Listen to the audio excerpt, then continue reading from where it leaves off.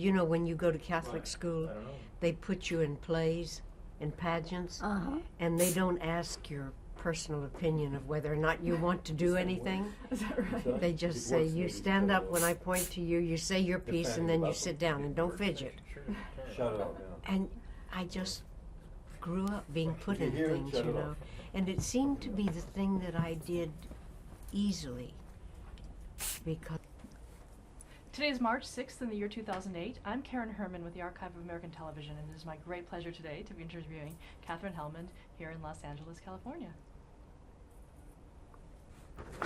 Okay, thank you again so much for being with us today. And we're going to start right from the beginning. What was your name at birth? Catherine. I didn't change my name. I was named after my Aunt Katie and my Aunt Marie, so it's Catherine Marie. And your last name? Helmond.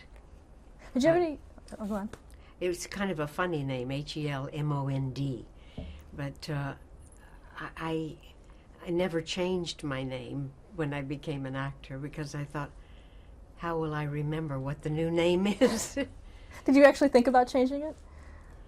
Yes, because I thought it was a rather formal name. And I thought that all actors should have kind of wonderful, flamboyant names. And so, but I decided that I just better stick to what I'd always known. Was there one in your mind that you were thinking of that you would have changed it to if you could? I wanted something that kind of rhymed, you know, that had alliteration to it, and that people would remember my name. It's kind of just a fanciful childhood kind of thing. Then you realize your name's okay, you might as well stick to it. Did you have any nicknames as a kid? Yes, I did. As a matter of fact, my father's name is Patrick, and I was called Little Patty. And when were you born? I was born in Galveston, Texas. Okay, and when was that? A little island off the coast of Texas. A little kind of small island. I think it's about 14 miles long. And I think somehow or another, when you are born on an island, you only see water, and you always think of, someday I'm going to go across this water to a real city. You don't believe that you live in a real city because it's so isolated. And for me, of course, it was always, well, I'll go to New York where I can be an actress. So you grew up there? I did, yes. When were you born? When? Yes. 1929. And what was the date? July 5th. Talk a little bit about growing up. What did your parents do? My father was a fireman, and my mother was a housewife. And that was in a time where women stayed home when they had children. And it didn't realize it was one of the hardest jobs in the world. That's what women did. And I guess it wasn't until decades later that women said, gee, this is really hard, running a house and cooking and looking after children. And finally wanted some recognition for what I think women had just accepted as their duty forever. Did you have any sisters or brothers? I have 2 sisters, no brothers. Okay. And did you also have any extended family? I have, yes, a very extended family. Had lots of aunts and uncles and cousins, and I was very fortunate that my grandparents were living and lived in the house with us. So I think a lot of probably the best teachings I ever got in my life were from grandparents who are very patient and yet have certain demands on how you should behave. So they did teach me discipline, and they taught me respect for work, and never give your promise you're going to do something and not follow through. That was unforgivable. And in my household, you had to do it anyway, so it didn't make any difference if you wanted to or not. If you said you were going to, you did it. What were your interests growing up as a kid?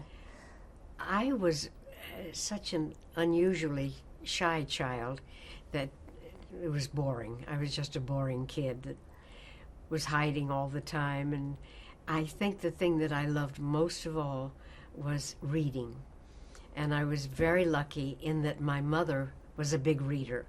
So I had books all the time. And also then that gives a child a chance to kind of hide. You know, if you always have a book tucked under your arm, you can go off in a corner and read someplace. And then usually people don't have to bother with you because you're not getting in trouble and you're not wandering off. And they know they can find you in some corner reading. Did you know what you wanted to be when you grew up? I think I was sort of a child that drifted along. And then once I was in Catholic school and they did all the plays and the pageants and put children in them, they didn't ask your opinion about whether or not you wanted to do it. What you wanted was completely ignored. And I found that since I was such a shy child, that by being on stage and becoming another person or another thing, that I rather blossomed and that I enjoyed it and I felt quite at home on stage. So I think at a very early age I had hoped that I would be an actress. I didn't ever have any training outside of Catholic school for it. I just went to community theater when I was in junior high school and high school and started acting there, and they just gave me parts and I did everything.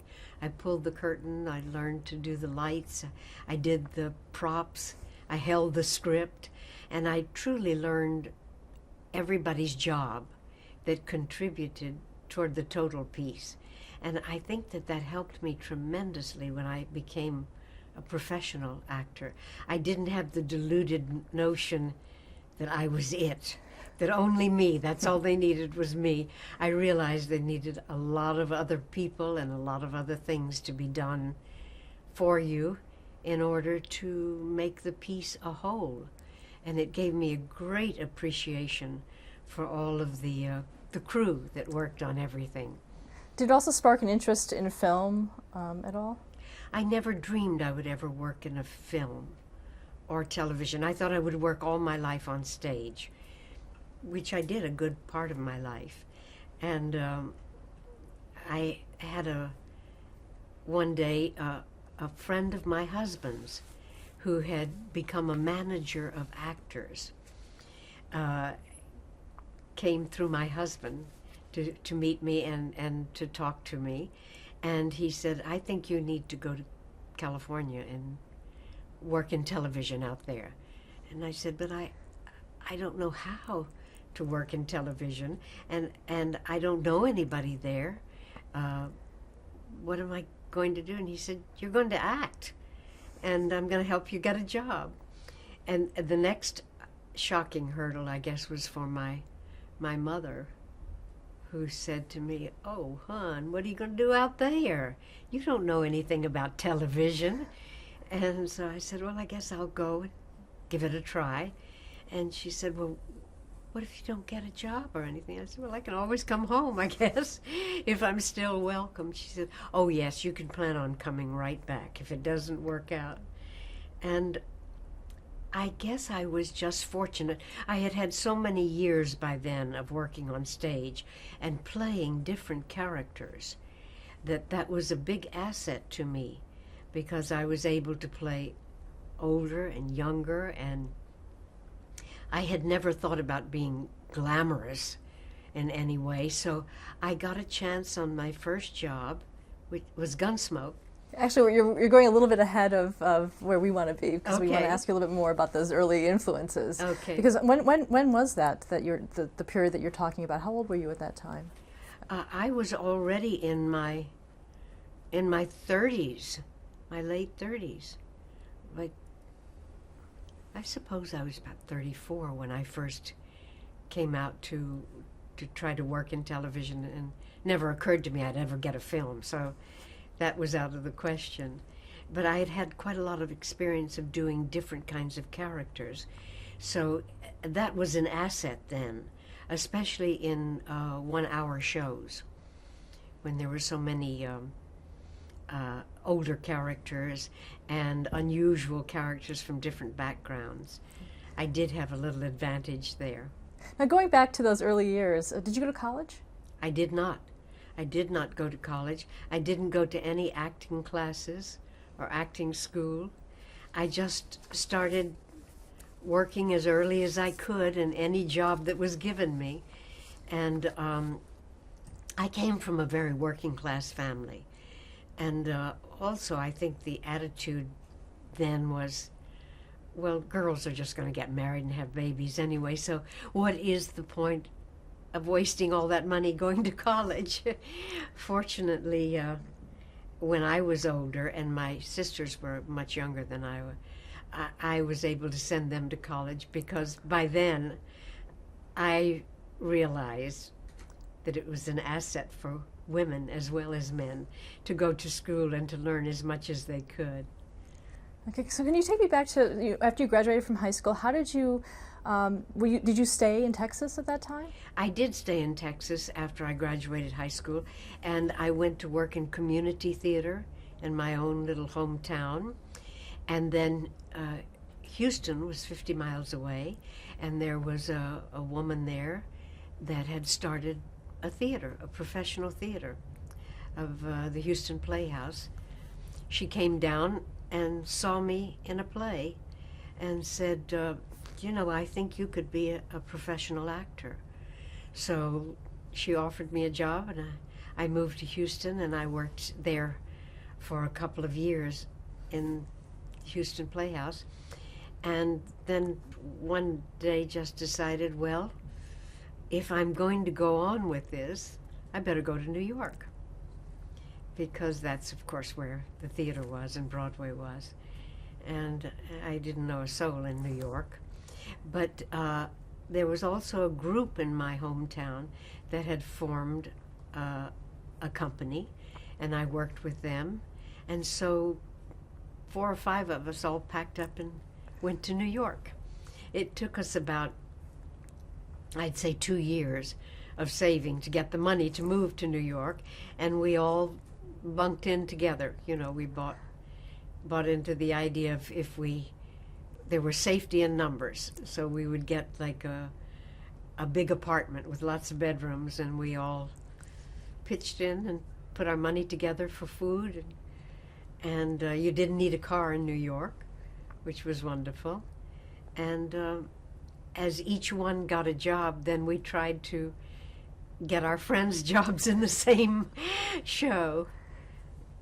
Did you have an agent at all, or how were you getting work? No, I did not have an agent at all until I finally got in a show, and then someone said to me, well, you have to have an agent.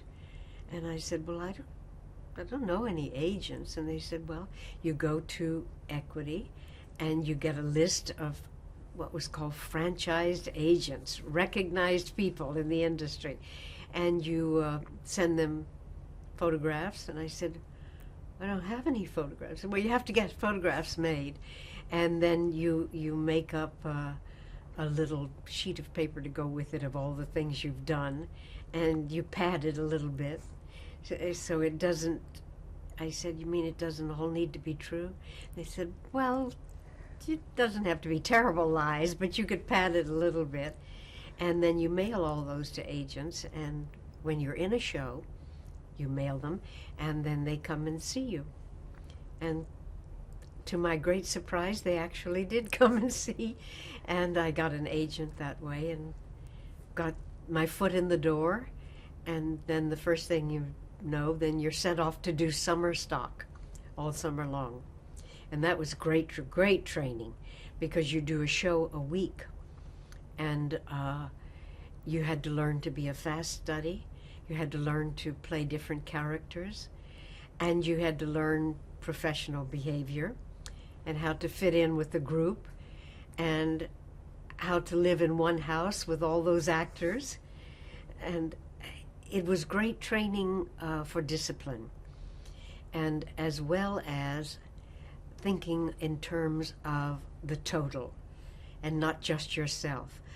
in being a part of the play was the most important thing, not just your own personal problems, and how to fit in with a group of people, which through the years was a great asset to me, to have had that experience.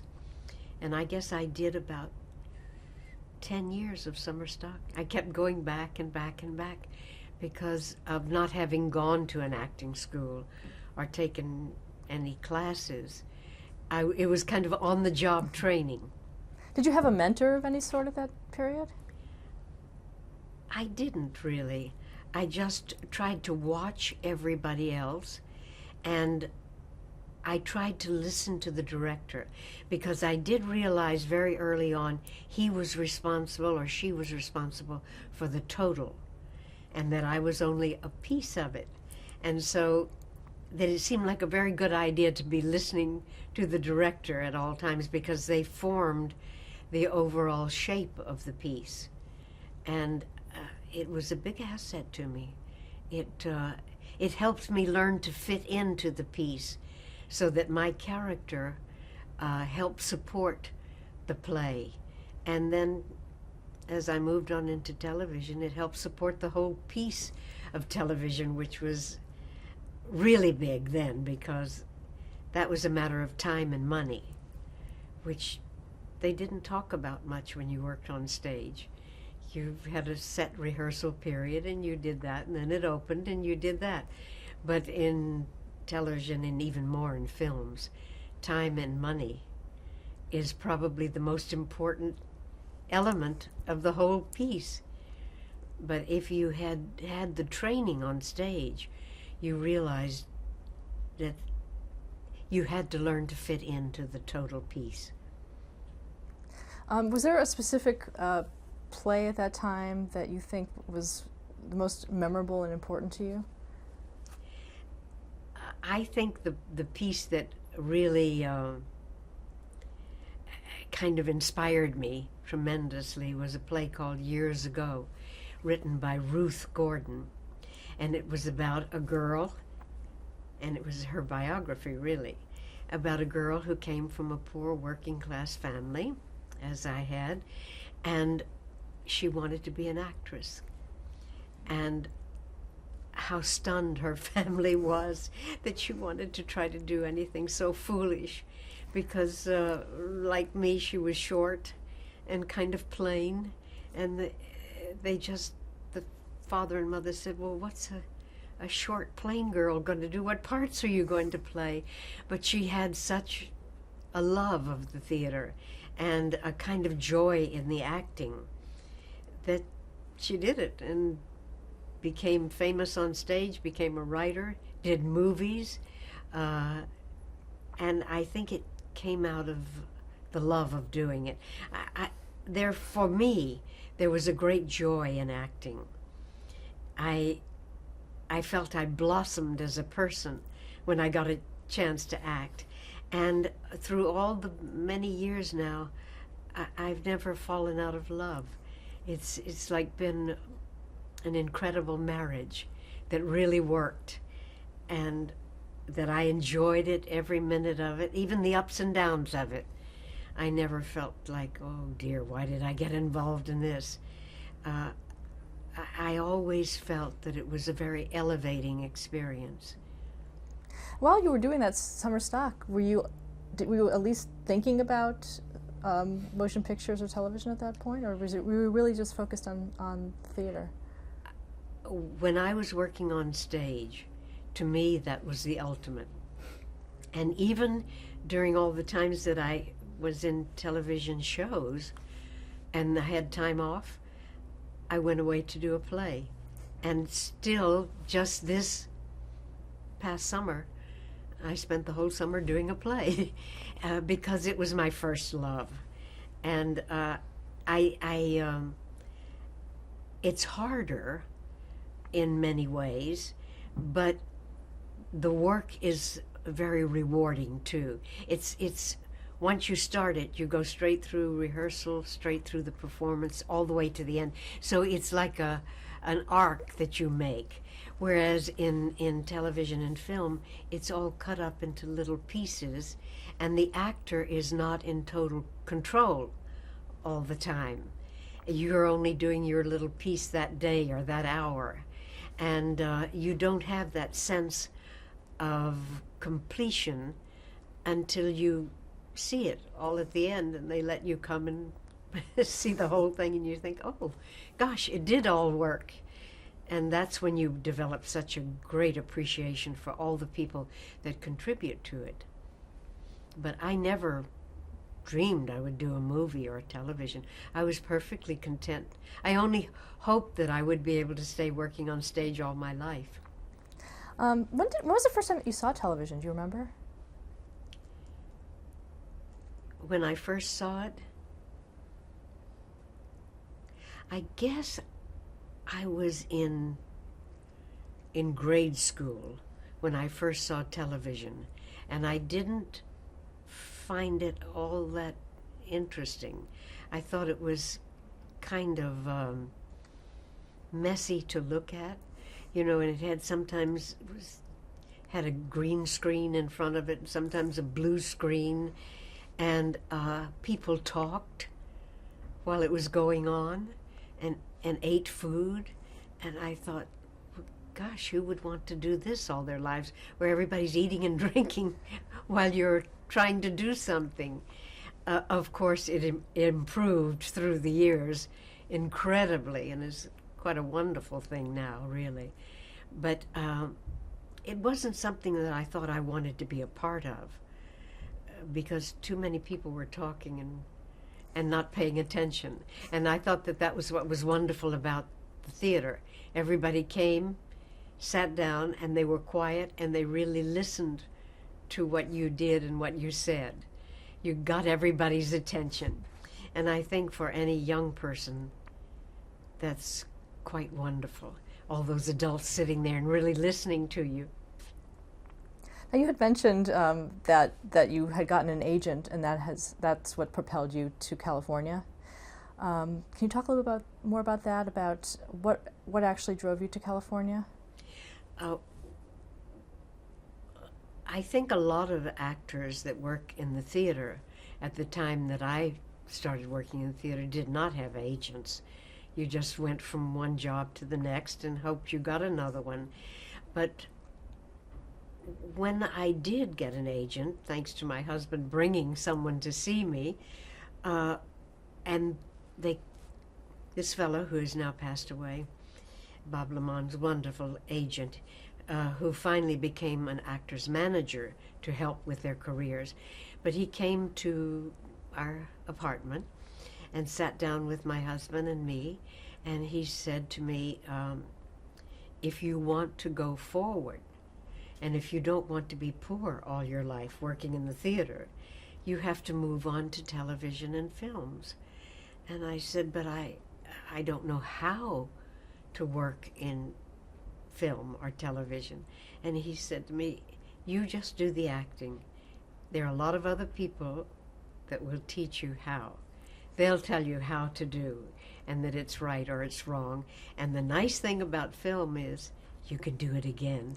Whereas on stage, if you make a mistake, you just have to keep going. It's too bad. And so he said, I think that you could have a career working in television, and I want you to go with me to California, and I'm going to set up an office there, and you'll be my first client. And I said, well, I hope we don't go broke doing this. And he said, well, we can always come home to Texas, because he was from Texas also, and very outgoing. And I got to Los Angeles, and he sent me for a job. The first job that I was sent for was Gunsmoke, and they hired me, much to my surprise. And he said, well, you see, you're on your way. You just do what you know how to do, which is act. And I was also a worrier. So I didn't I didn't have a lot of confidence that all those other people standing there, which was about 100 people to do a television show, I was worried about, would the costume be ready in time? Would I have my knife and fork on the table? And I was always asking, well, when will you bring the knife and fork or the plate for me to use? Which I think amused the people that had been working in props forever. They didn't look at me as interfering. They realized I was a worrier. And I had to see all my props and all my clothing and anything that I might have to use or touch. I had to touch it all before I ever did a scene. And people were very sweet and nice. They just laughed and said, it's there. It'll all be there. Don't worry. And if we have to do it again, they said, it'll all be there the second time too.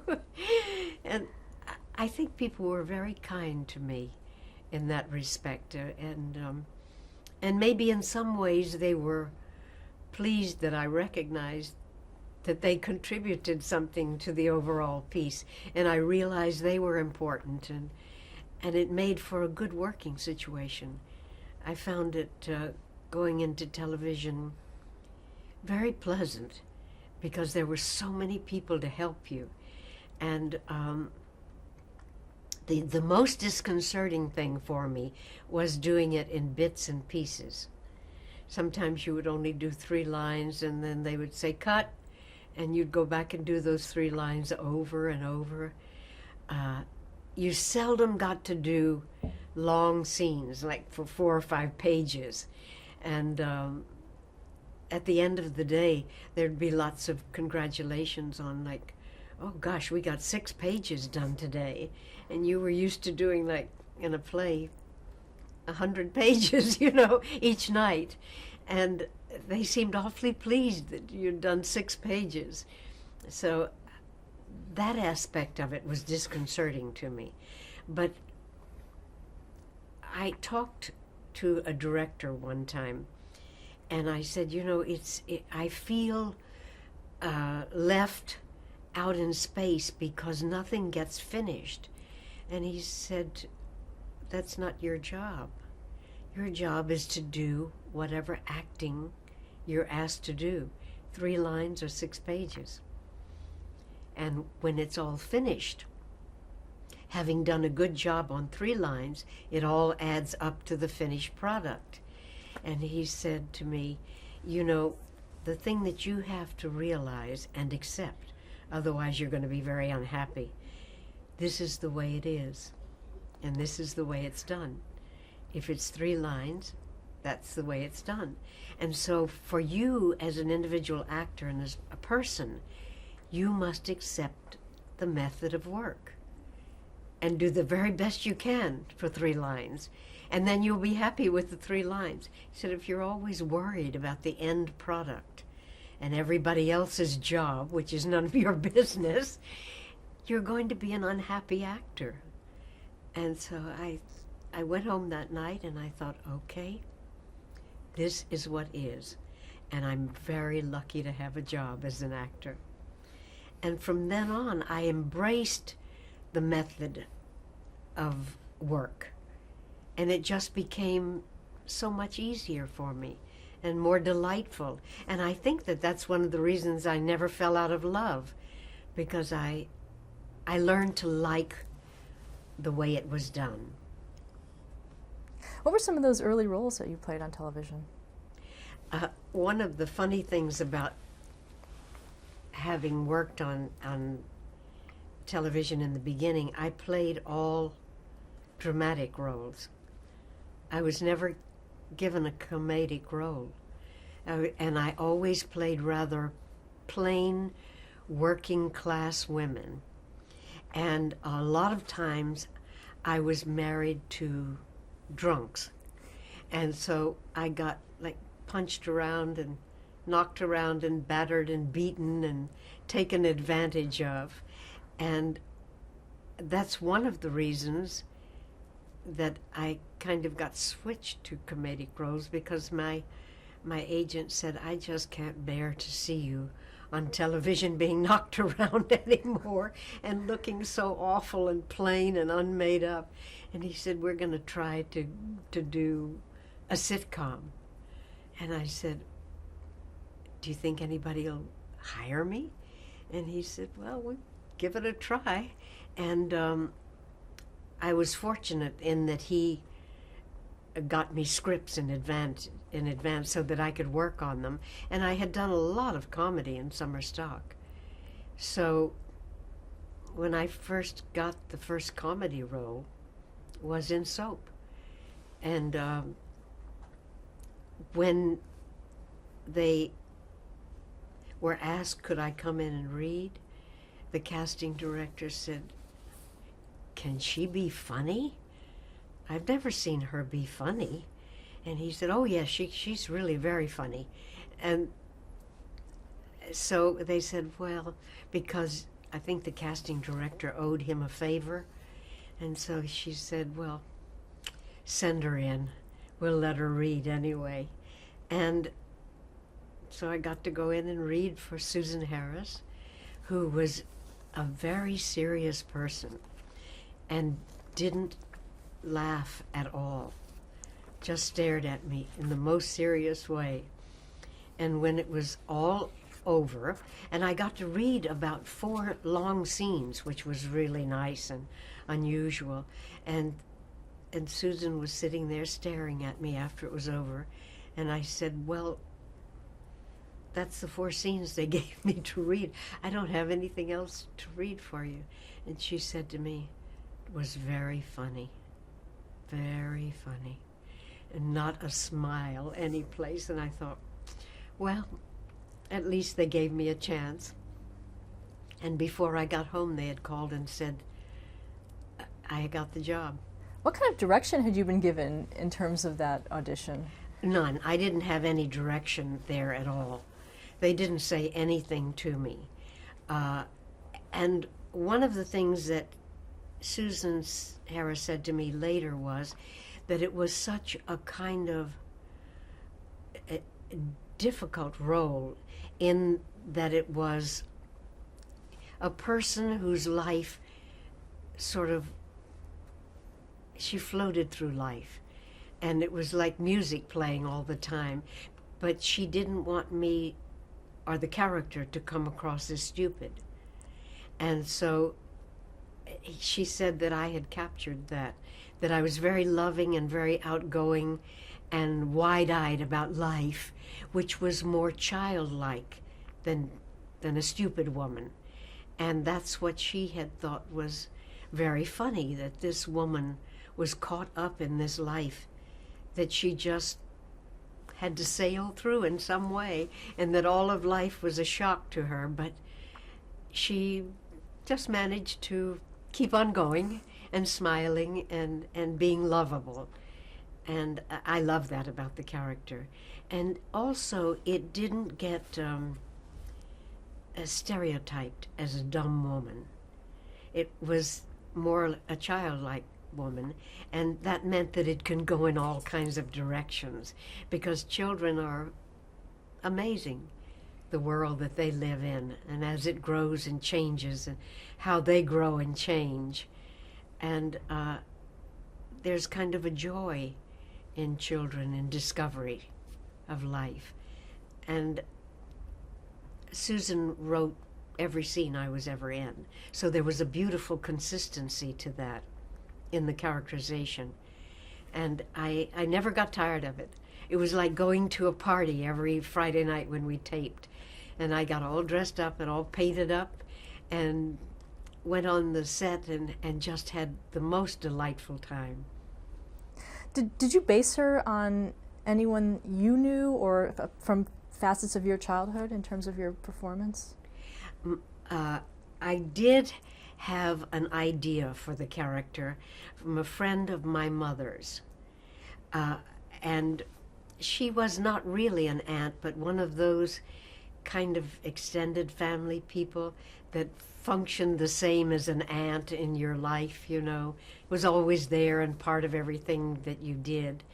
And she was very pretty and very much like a child herself. And she married, to everybody's surprise, a very wealthy man who thought she was adorable. Everyone thought she'd never get a husband because she never quite grew up, you know? She was a woman that only aged in years, and she married this very wealthy man and moved into a very wealthy life that she was in no way kind of capable of dealing with. And he didn't ask her to. He enjoyed the fact that she was like a child.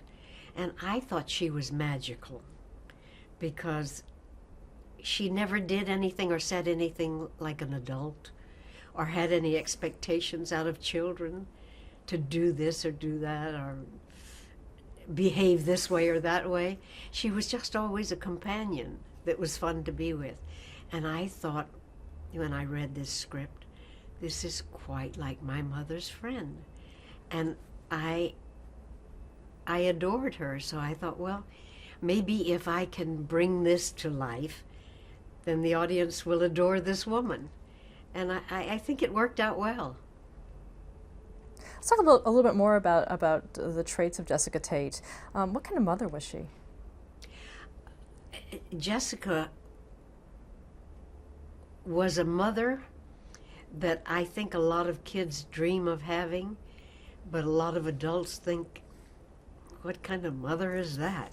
Because she really wasn't capable of bringing up the children and being a disciplinarian or a teacher.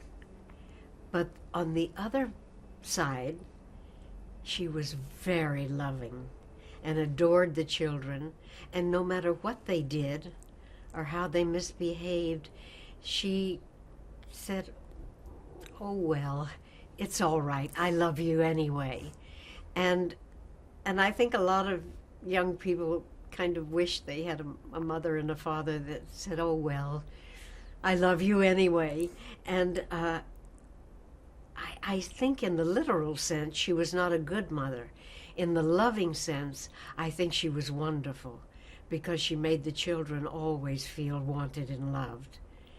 And that's a wish we always have, I think, no matter how old we get. I remember saying to my mother once, if I did terrible things, would you still love me? And she'd say, yes, of course I would love you. And then I remember one day I said to her out of a clear blue sky, what if I killed someone? Would you still love me? And I remember she closed her eyes and shook her head and she said, I would be disappointed if you killed someone. But you are my child and I will always love you. There's nothing you can do that will make me not love you. So will you please stop asking me that question eternally, because the answer will always be the same. And I think in a way I rather patterned Jessica after my mother, who was a terribly loving woman. And what about Jessica as a wife? I think Jessica as a wife was not really a person that was a partner. And I think that's probably one of the reasons the husband was so promiscuous, is because he was always looking for, in another woman, somebody that could be a partner or the other half of the unit. But I think he adored Jessica as a toy, as someone cute and pretty and who always looked nice and who loved him without question. And I think he enjoyed that, but it wasn't exactly what one hopes to have as a life's partner. It was more like a toy. And I think that's all she had ever been and all she knew how to be. You mentioned about the clothes and the look. What was Jessica's look? Jessica was always dressed kind of theatrically and kind of glamorous. And I think that character felt that because there was no solidity there as a working partner in a marriage, that what she should always be is dramatic and theatrical looking and pretty. That was her obligation as a wife, to look pretty all the time, and to never be messy. And so the clothing was always quite elaborate, and had lots of shawls and things that could be thrown over the shoulder and be dramatic about. And even I remember one show we had where there was a funeral, and after the funeral too, at our house, and I had like the most glamorous black dress ever with lots of fringe on it, and I was just dressed fabulously for the funeral. It was beyond her concept that she wouldn't look pretty and wonderful all the time. And fortunately, the costume designer felt that way too, and so I got to wear absolutely wonderful clothing. Did Jessica evolve over time? Did she change? I think the character of Jessica did evolve over time because of the, as Shakespeare said, the slings and arrows of outrageous fortune.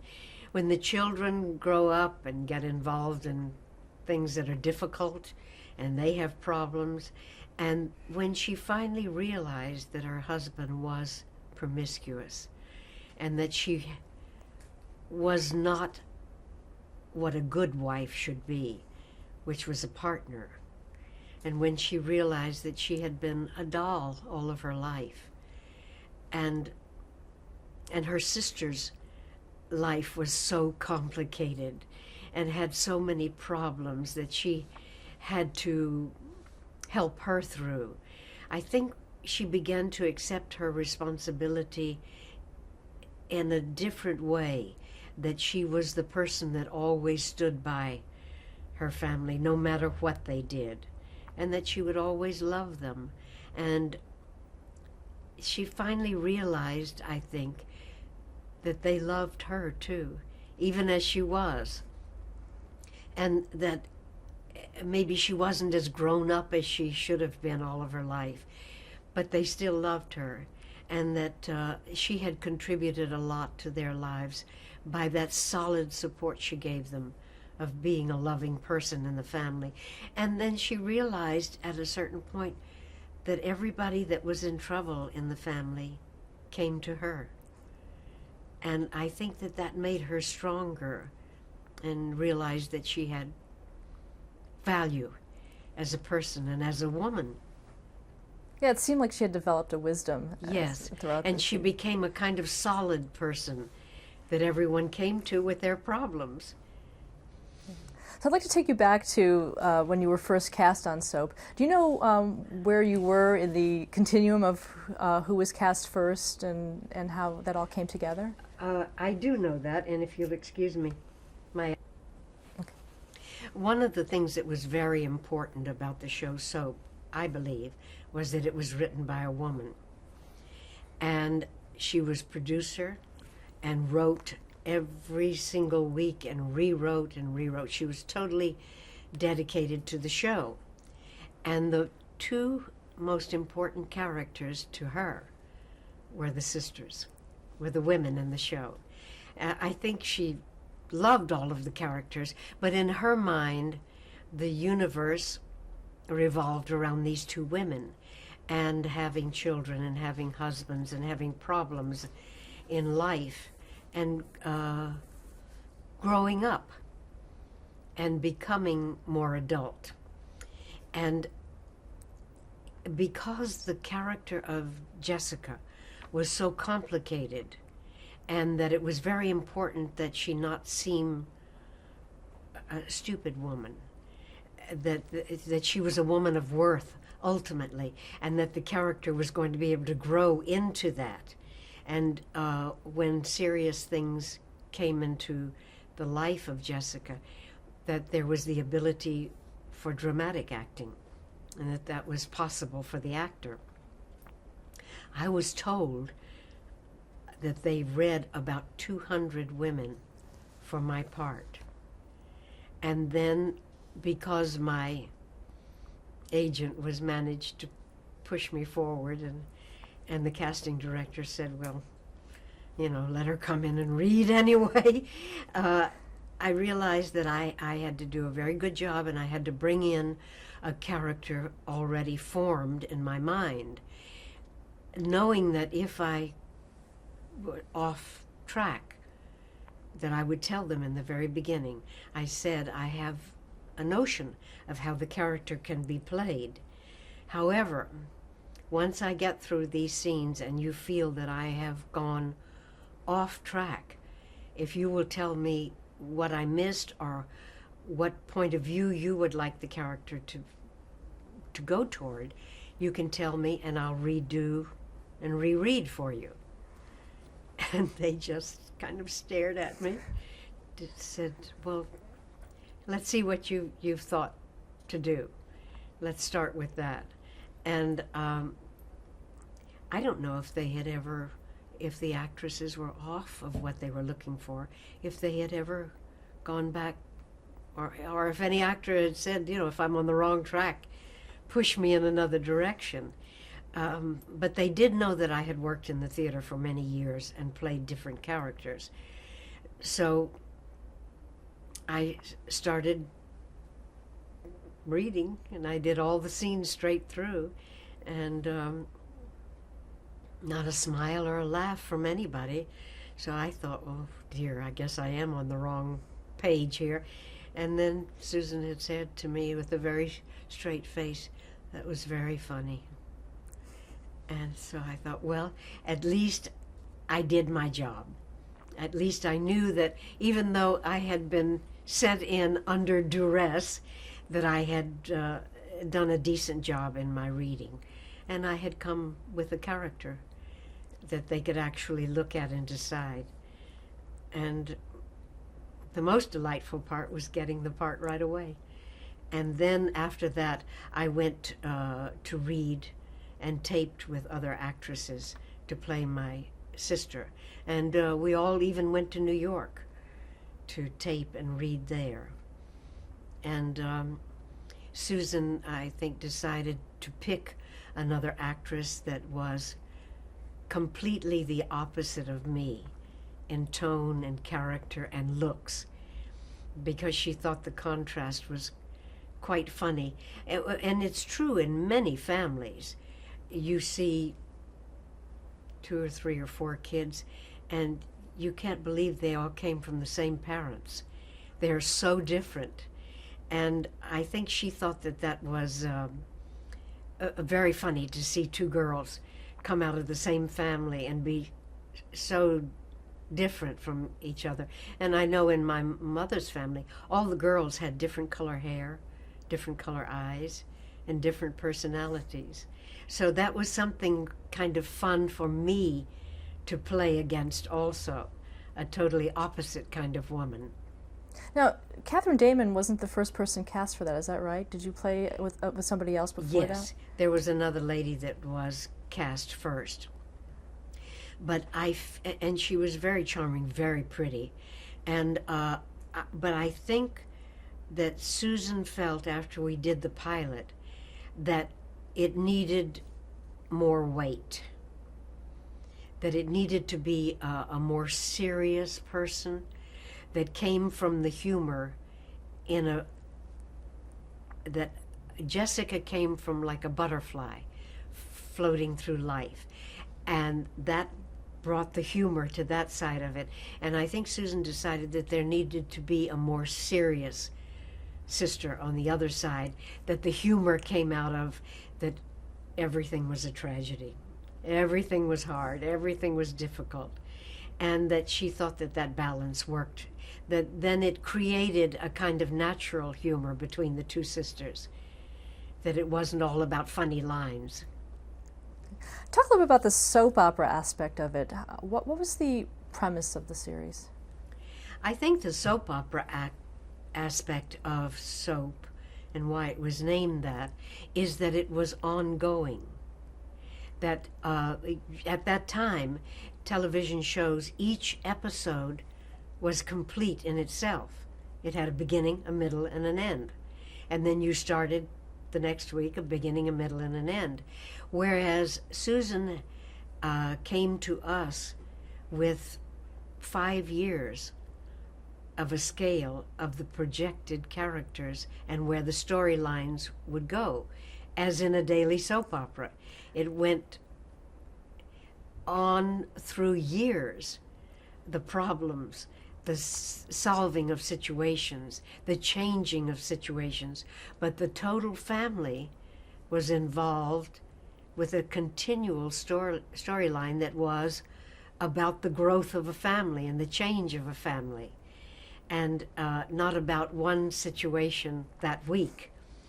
And that's why it was patterned after a soap opera that went on and on and on forever. You know, some of them, of course, were 19, 20 years old, and kids grew up and got married and had kids, and they grew up and got married. And that's what she wanted to show, was the continuum of a family, and how all the things in life affect you from the beginning all the way to the end, and that nothing ever got solved. It just went on and on and on. And that was part of the fun of it, too. And we saw a chart for 5 years, and the ups and downs, and how the lines crossed, and how the families intertwined and separated. And it was wonderful because it gave us something to aim toward, and it anchored us into the family, which was the most important thing. Now, even before the show went on the air, there was a bit of controversy about it. Were you at all involved with it? Did you get, was your name associated with the show at that point, that you were also getting some flack? Before the show went on the air, there was a lot of publicity about the kind of show it was going to be. For one thing, it was a nighttime show, weekly, patterned after a daytime soap opera. So that got a lot of notice. And then the word leaked out of what kinds of shows were going to be done. And although I played a very nice, lovely lady, I had an affair with a tennis pro. And that just was not done on television. Nice ladies didn't do that. And so that leaked out, and that was considered quite shocking. Also, the husband was totally promiscuous and was going to have one mistress after another. That was considered pretty shocking. And then one of my daughters fell in love with a Catholic priest, and they had an affair, and that story leaked out. So there were all sorts of areas that the show was intended to go into that had not been done before. So we got lots of really negative publicity, really before it even went on the air. But that was all brought down to the set, all the newspapers and the magazines and everything. So I thought, well, it's been great fun doing this, but this show will probably go off the air very quickly. And we might as well enjoy it while it's here. And somehow or another, I think that the writing was good.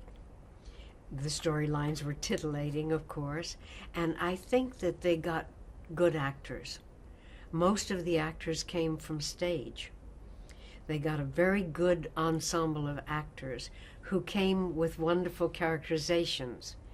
And I think that managed to push it past the negative publicity. And by the end of the first season, and at that time they filmed a whole season. And by the end of the first season, I think a lot of people got hooked on it and thought, well, this is quite funny and quite crazy and very mad. And although naughty things are being done in it, ultimately it's about the family that stays together.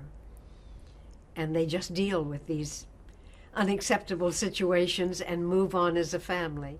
And I think that that finally ultimately appealed to the audience. Where do you think the comedy came from? I think the comedy came out of relationships, not one-line gags.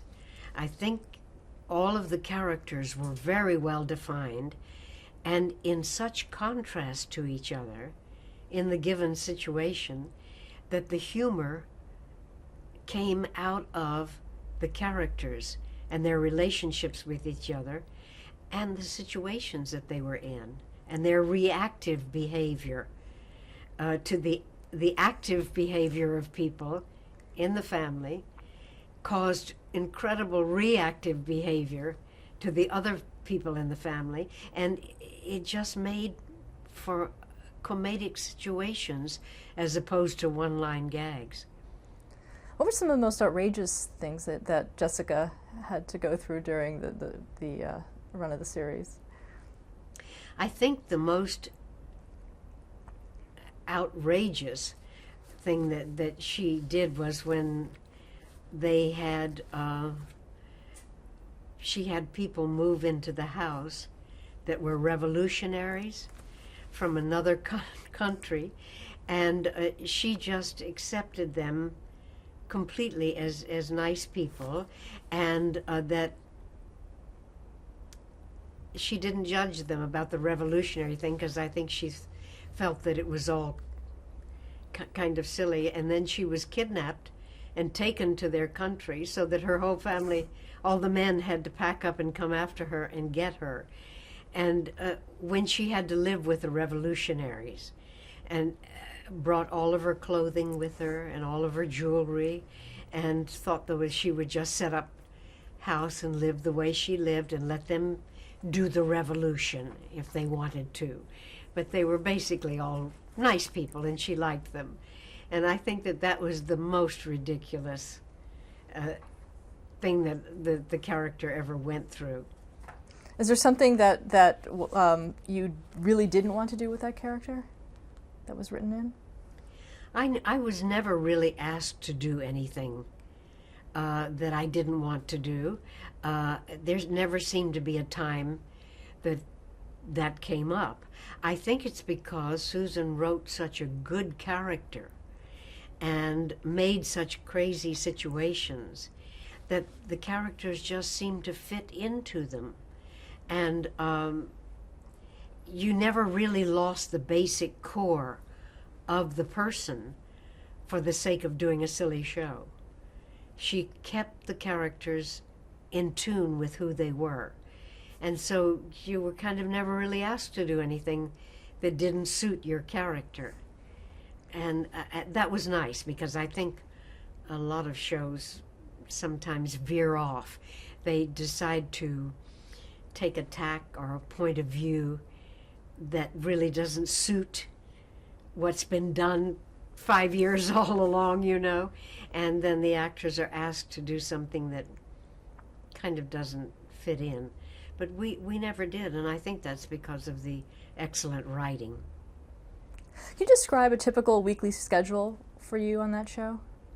Yes, one of the wonderful things about all the shows that I've done, I've been fortunate in that they were good shows, and we had audiences. We all had audiences, and that was wonderful because the actors get an immediate response. And what was funny got a laugh, and what wasn't funny didn't. And so you knew, just keep going. That didn't get a laugh, you know. And it was very helpful to the actors. We worked all week long on the show. And this was true of all those shows that I did. We came on Monday morning, and we all sat at a table. Usually we got the script on the weekend so that you could read through it several times. You knew what it was about, what your character was doing. And then we came on the Monday morning, and everybody tried to read up to pace, up to the energy of the show, and tried to perform it whilst reading as best we could. Then we had a lunch break, and in the afternoon we blocked the first half of the show on Monday afternoon. Tuesday morning, we came in and went through the first half again and blocked the second half. Broke for lunch, and on Tuesday afternoon, we came and we ran the whole show straight through, holding our scripts, of course, but to make sure that all the blocking worked for the cameras, so the director could then sit down and mark all the camera shots. I always worked with 4 cameras, and then many times when we had a complicated show, they brought in a 5th camera who could also catch extra shots. And it was very good for the actors to have 4 cameras because you could act with freedom, turn in any direction you wanted to. You did not have to accommodate to the cameras because they were moving constantly from all sides of the stage and catching what everybody was doing. Let's stop there.